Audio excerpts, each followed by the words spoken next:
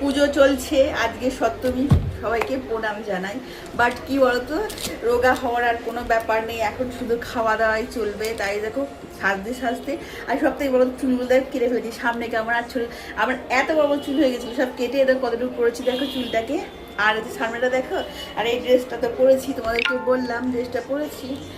আর হচ্ছে দেখো কিরকম ঘাম হচ্ছে, ওই জন্য এটা একটু খেয়েই নিই। চলো, রোজই ছোটো ছোটো ছোটো ছোটো, আমি তো পুজো থেকে শুরু করেছি আইসক্রিম আর কোল্ড ড্রিঙ্কস, আইসক্রিম আর কোল্ড ড্রিঙ্কস, এটাই খেতে শুরু করেছি।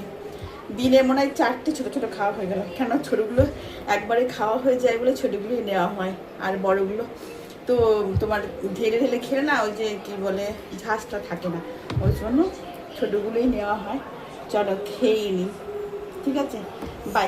পুজো সব ভালো করে কাটাবি।